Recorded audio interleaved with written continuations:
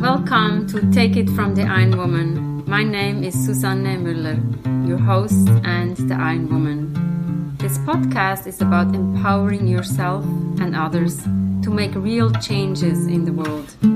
You will hear from everyday, smart, sophisticated, hip people like you and me.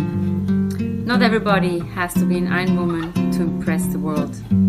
Together, we will learn from the sports and business leaders how you can become a more successful person as an entrepreneur or a leader.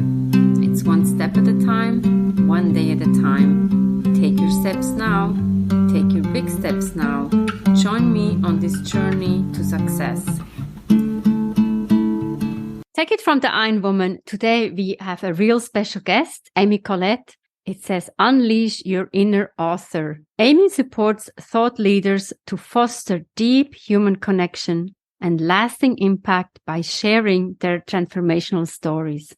Through Amy's Unleash Your Inner Author coaching system, take their powerful message to the world in a bigger way as successful first-time authors. Welcome, Amy. Give us a little insight on you. How did you get to where you are today? Thank you, Suzanne. Thank you for the nice introduction. Yeah, it's been a winding path, just like most of our journeys are. I realized that I became a real believer in the power of transformation at a young age. I got to see my father conquer alcoholism and basically on his first try. And that was pretty amazing. I didn't realize till much later when I was an adult what an amazing feat that was. And what a great thing it was for me to be able to witness that transformation and really believe in it. So that's what I love to do now, is help people bring their transformation to the world, to other people who most need it. I had been a writer and an editor. Then I wrote my own book called The Gratitude Connection. Learned a whole lot through that process. Now I love to help other authors start before they start writing the book, help them through the entire journey so that they're not floundering around on their own trying to figure it all out like I did. We all do. Tell us more. How do you meet authors before they start writing? This is an interesting point of view. It's fun. I work with a lot of speakers. Most of them start by speaking, and then people start asking them, I want to know more about you, and I loved your message, and it was so inspirational. Where can I buy your book? If they don't have one, they start thinking about it then. Many people have thought about it for years and years, and something has kept them from writing the book.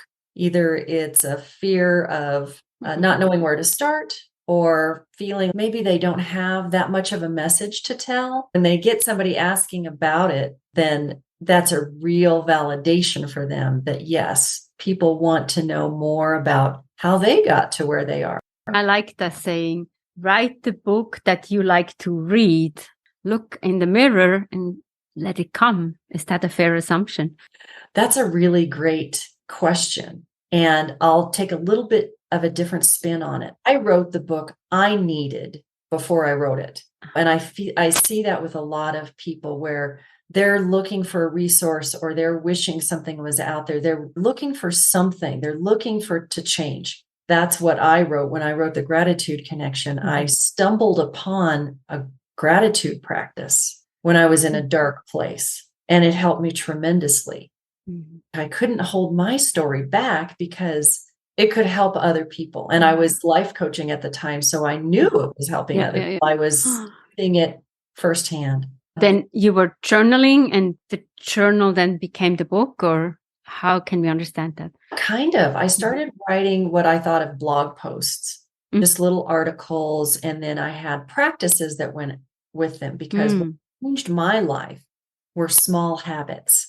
I know that really helps me to have some kind of habit that I can hold on to every day. And then I can see the change over time. Just like when you're exercising, you don't see the change if you only do it once in a while. You kind of have to do it on a regular basis. I felt like other people might connect with the power of habits too. It was all my little habits that I was doing and that I was helping other people with.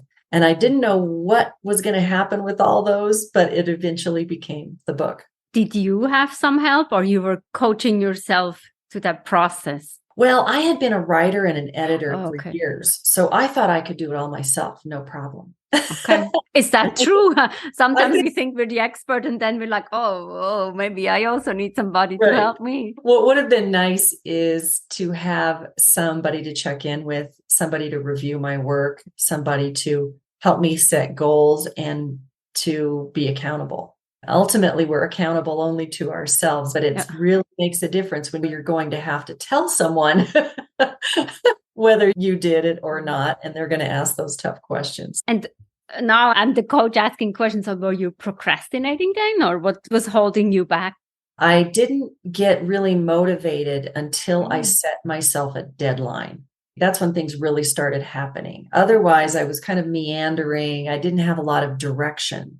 Some of that's okay. The creative process needs some space. I think there was a whole lot more space. I was not as focused as I could have been if I'd had an accountability partner. Isn't that interesting? In sports, we always say we need to have a coach. I'm a running coach, so you need to have a coach. They tell you, they put a program for you together. And then when it comes to the business, we see and you make a plan, it doesn't work, you change. Or I'm always fascinated. Why does it work in sports and not so much in the real life? I think the power of coaching is really helpful, whether you're writing a book or running a business or learning how to run a 10K. Because you have that touchstone of someone who's been there before, who's helped a lot of other people do it, and they can see through what you might not be able to see. Like as a coach, Suzanne, I'm sure that you see when people are procrastinating or they're doing something that they don't think of it that way, but you can see right through it because you've seen it so many times before. You can start asking the questions. Hey, what are you doing here? What are you doing here? What might help? Let's try this other thing. It helps in business too, where people have to do the things to find out if it's going to work or not. Having that accountability with the coach. When you help now people to unleash their message or their story, where do you see the biggest stumbling block? I just wrote another book about just that. Oh, okay. We need It's to called read that. Unleash Your Impact. And it's really about all those little things that keep us from doing the thing, whether it's writing a book or starting a business, a new project or whatever. Those things, time is a big excuse that I see people. Yes, we're all busy. We're all busy, but you have to prioritize things that are important. But we're so used to using, I don't have any time as a buffer. We use that for everything. And it's an excuse that everybody kind of buys into. It's a big one. But that can be, I always ask the question, what's behind that? What's behind that? Whether it's imposter syndrome, whether it's fear of something, whether it's just not knowing what you're doing yet, not being an expert at it. Because by the time we're wanting to write a book, we're probably pretty good at a few things. And it's really comfortable to stay there where what you're doing and you feel some confidence. But writing a book and doing anything new is an invitation to have that beginner's mind.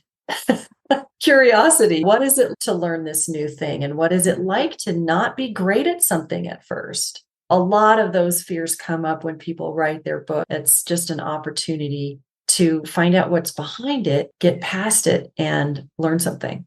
And I like when you said that time, we're all busy. I always ask people, how are you? I'm busy. Tell me something else. Everybody is busy. I don't buy this anymore. When you want to write the book or you have the calling to write the book, maybe we say it this way, it's like going to an office. I always say professional athletes, it's their job. If you want to write a book, then you become a writer. You need to allocate that time. Maybe you don't write 8 hours. When is the best time to write? What excuses do you find? How many times do you go to the refrigerator or turn on the TV? Right. We need to pull the people a little bit and push them. Hey, when are you writing? When is the best time? Or also the location, I think, is something that is important. I'm a big believer in time blocking. If it's not on the calendar, you're likely not going to do it. Just like working out. For me, I'm an early morning workout person. If I don't do it in the morning, I'm not going to do it. And for me, that was the same way with writing. So on the mornings I wasn't working out, I got up even earlier and wrote.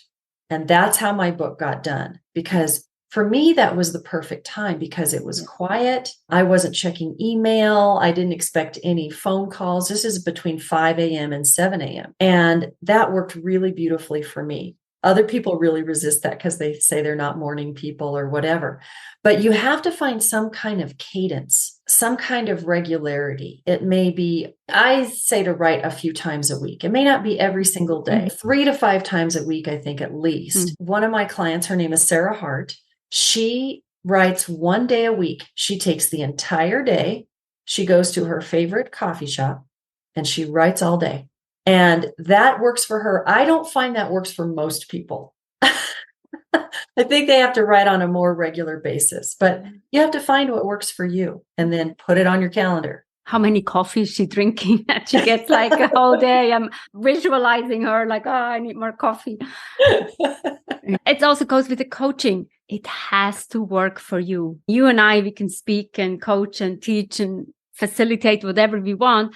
But I always say, if it does not work for you, I don't think I can do 5 to 7. I know actually my 4 to 6, 7 p.m. is probably my best time to write. Perfect. Is that how you wrote your book? Okay. So I'm a marathon runner. I follow a plan.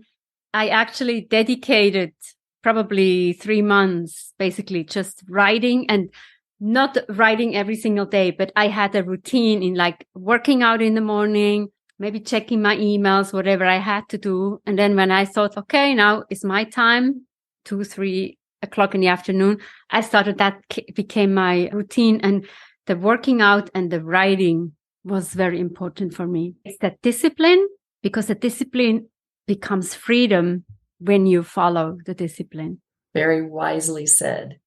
Obviously, we know like how many books are published a year? Millions, probably, right? Yes, very many. But there are so many other people who have been perennially working on their book and not ever getting it out there.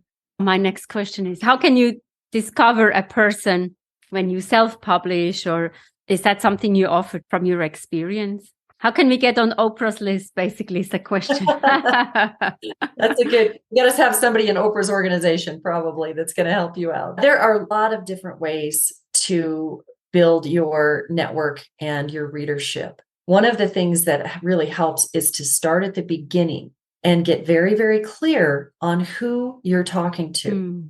That's one thing I teach right up front in my coaching is let's figure out who, what I call your soulmate circle is. The people who really, really will resonate with your work and it may potentially change their lives. Getting clear with that up front and understanding where those people are. Do they congregate? Do they have Facebook groups? Do they have networking groups?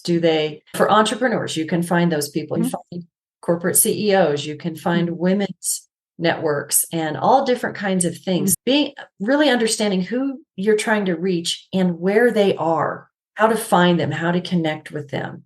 And then creating content, both in your book and in your social media, all your marketing materials that really speaks to what they need. What are they suffering with? What are their pains? What do they want? What are their biggest, greatest desires? You can write to those things and people start to notice you and be able to connect with you. There's so much more to that. That's another whole process. I know. And I heard somebody say like these days, and you mentioned it, you need to basically create your followership. So your soulmate circle, as you said, you need to find their pain points, their desires.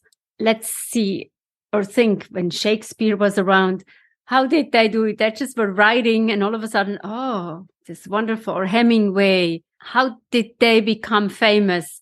Obviously, there were not that many writers, but now today we also need to be speakers, social media experts, so much more diverse and complicated, I want to add.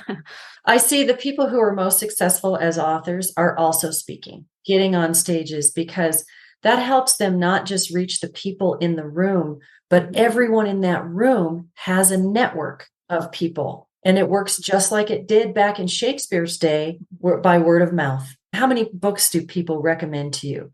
I hear about new books all the time. that people want me to read. It's wonderful. It's still, that word of mouth is still going. I see the speakers that I'm working with gain a following. Then people in their group that they're speaking to will buy their books. But then I see their books also do much better on Amazon because there's word of mouth going on. There's more awareness of what they're doing. Wow, we could learn so much from you. What do you do when you don't work? Oh, when I don't work, I'm an outdoor girl. I used to be a runner. So that was how I got outside. I really turned more into a cyclist and a hiker. Now I live close to the mountains of Colorado. I get a lot of opportunity to be outside, and just that's my happy place, is out with the trees and the hills, walking around and just seeing new things all the time. That's what I love to do the most. Is that also where you get ideas for your books or for your coaching clients in a way? Sometimes it's great thinking time because I hike a lot by myself, and that is really great thinking time. Some of it's just restful where I'm not really thinking that much. When you give yourself that space, ideas really do flow in sometimes. And that's a great place to reconnect to your creativity. I do get ideas. And sometimes I'll be texting a client or something. Hey, I just got a great idea about something. Talking from the mountains, I'll send you a text. I'll sit down on a rock and send a quick text. What new projects are you working on now? I'm finishing up this book I mentioned, Unleash Your Impact. And I've got some other really wonderful collaborative books that are for organizations. We write books that are a collaboration of their members and their stories. Those are very powerful. And then some just wonderful new books coming out in the next quarter. I learned so much. It's about who is your target audience, soulmate circles. What are you taking away? Take it from the Ironwoman. We have episodes every Monday. Check in for interesting guests with interesting stories that move you. And also Take It From the Ironwoman is the book and Lipstick Leadership. Get it in the local bookstore or download it, whatever your preference is, and follow us on YouTube and all the social media channels